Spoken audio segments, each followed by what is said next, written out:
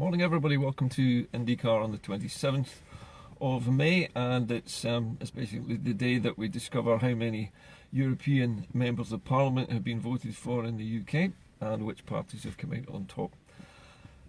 It's a tale of two countries really, England and Scotland, with vastly different results. If we take England first, the Brexit party, formed just a few weeks ago by Nigel Farage, has swept all before them, basically taking huge numbers of seats. I think the last count I looked at, they had something like 38 seats. I'll probably be corrected on that because I haven't seen the figures since very, very late last night.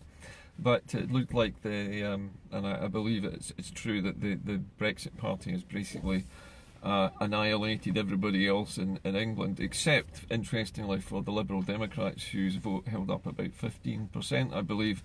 The Greens also managed to gain seats. I think they're now up to 7 seats.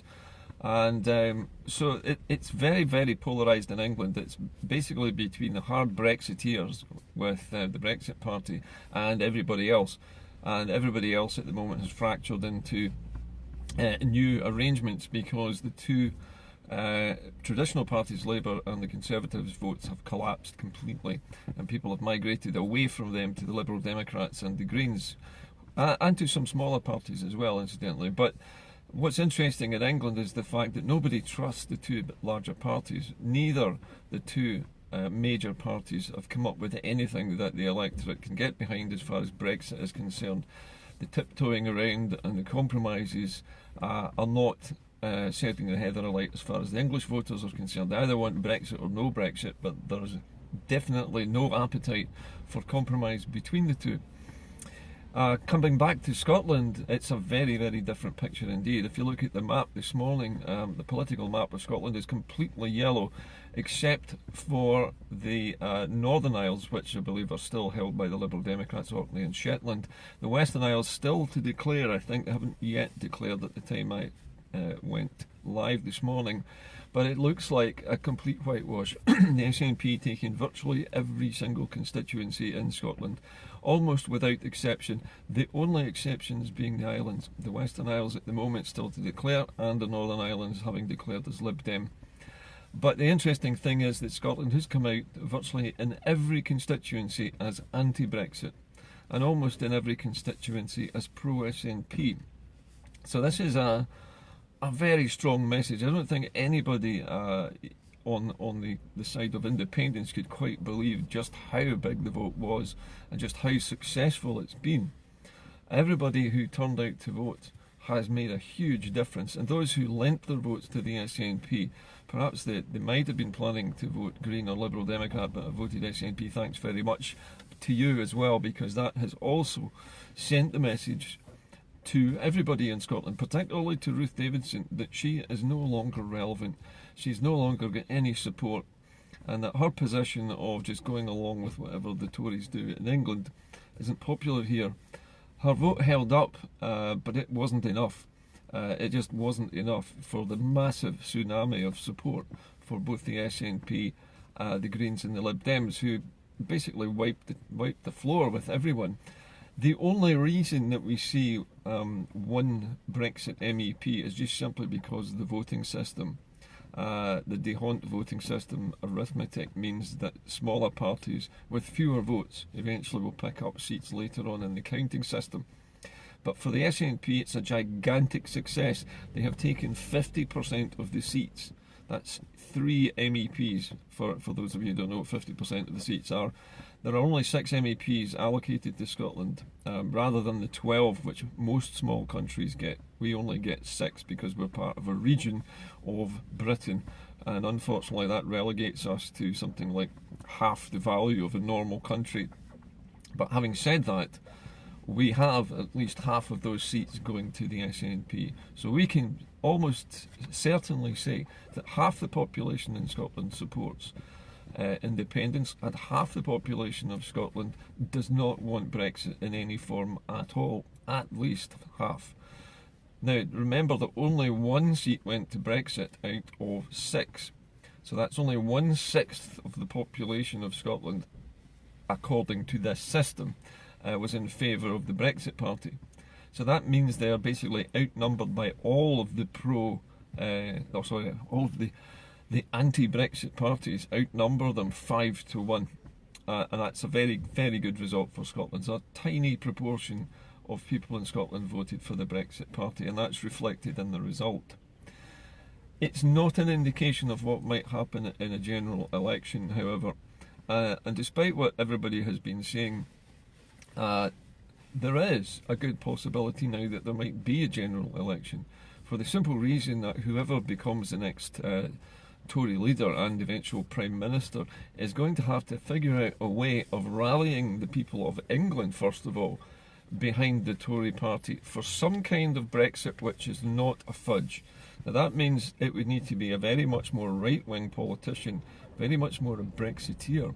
And that Brexiteer, whoever he or she might be, is going to have to somehow pull the Tory party together and get as many people behind Brexit as possible, because otherwise they're just simply going to end up in the same position that Mrs May was in. Now I don't think anybody in England particularly wants that.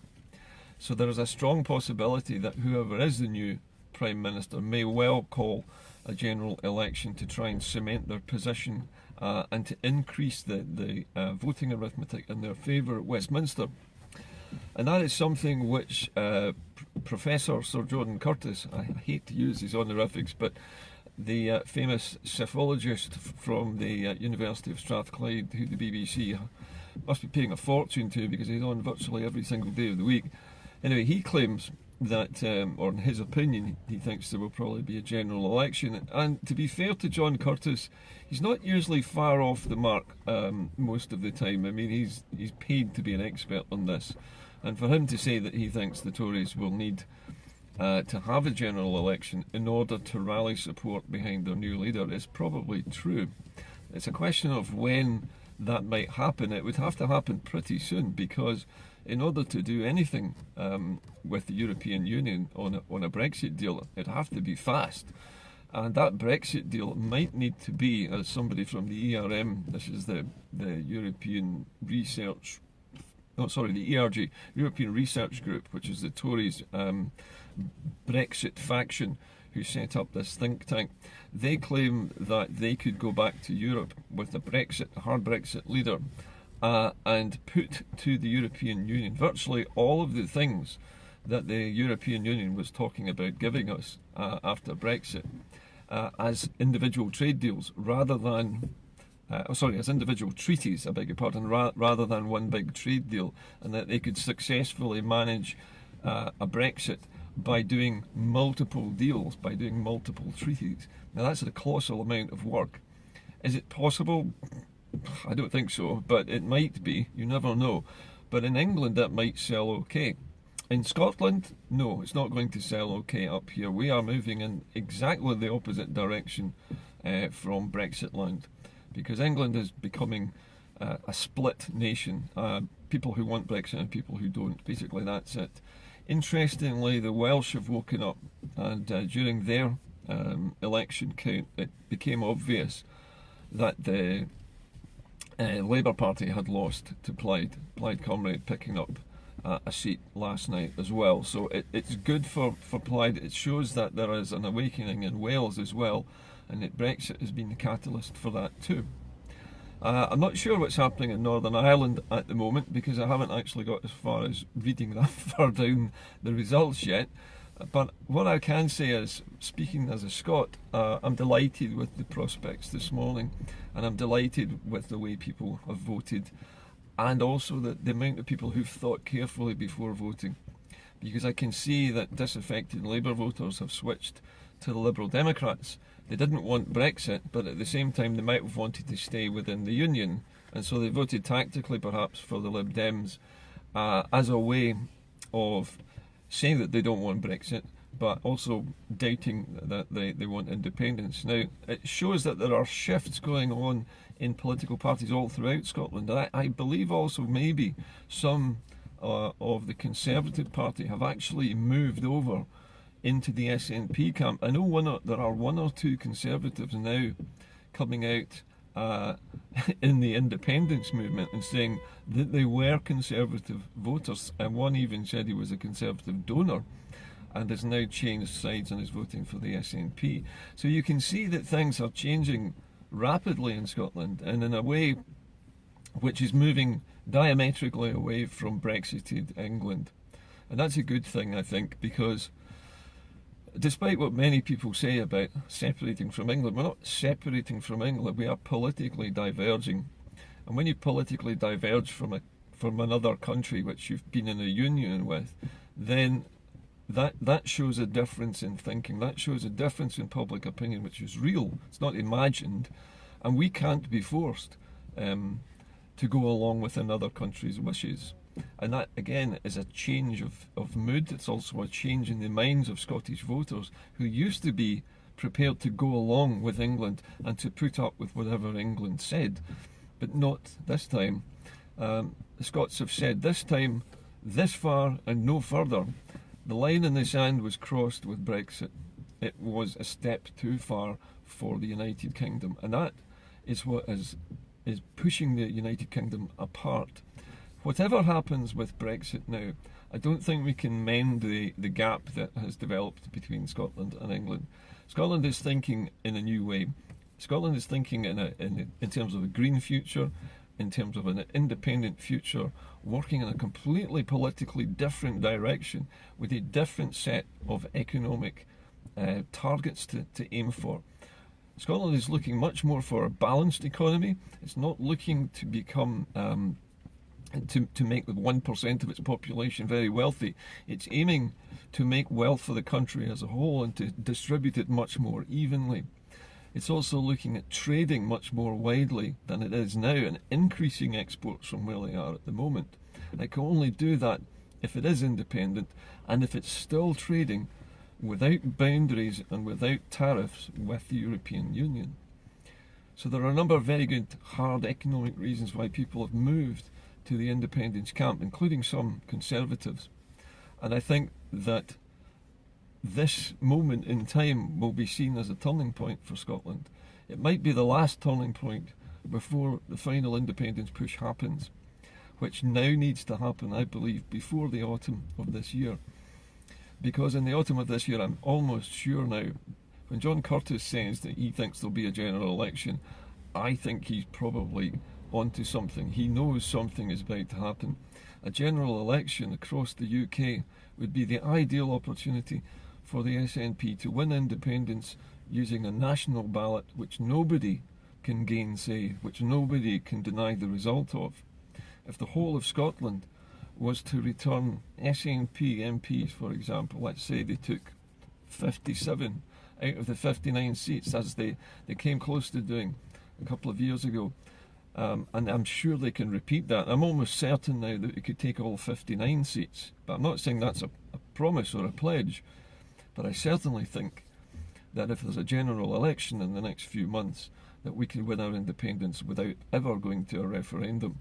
And it might well be that it is the Tory party calling a general election which signals the end of the Union as we know it today, and signals the beginning of a new treaty between an independent Scottish state and a Brexited English state, because that is what the voters of England want, and that's what the voters of Scotland want. And when the voters want something, then that's what democracy says should happen. And because we live in two democratic countries, both Scotland and England are democracies, operating as one democracy at the moment, if those two countries, using a democratic means such as an election, decide that their interests lie in opposite directions, then that's what should happen. If we don't have a general election, then there must be another independence referendum of some kind. How it is done is debatable. It could be a Scottish general election as called by the SNP. If no UK election is called, then the SNP may take the bold step of declaring a Scottish election and using that as the means to gain independence. There are at least three ways Scotland can go for independence, and I think everybody in the political sphere in Scotland and England knows this. It's just a question of which one. And now we have reached that tipping point We now know that we can win it. We've seen Scotland completely united against Brexit during this past election of the last few days. And that is a wonderful testament to the people of Scotland, that they are solid, they know what they want, it's their settled will, there is no longer any doubt in anybody's mind. The Conservatives in the Labour Party have been swept aside into the dusty corners of Scottish political life, and they will probably stay there and eventually wither now. So I think it's a great day, and it's a day to celebrate being Scots, and if you're English, it's a day to probably reflect on the fact that your country is completely divided by Brexit, and Scotland is the only part of the United Kingdom, perhaps except for Northern Ireland, which can do anything about it at the moment. We always have that third choice, and that third choice is the one which people want. Anyway, I have to go, but it's been a historic day and it's been a historic weekend. I'd like to say congratulations to Broadcasting Scotland, who broadcast through the night during the count, and I'd like to say congratulations to Linda and to Lewis and all the team at Broadcasting Scotland, who are all volunteers, who put on such a professional performance last night.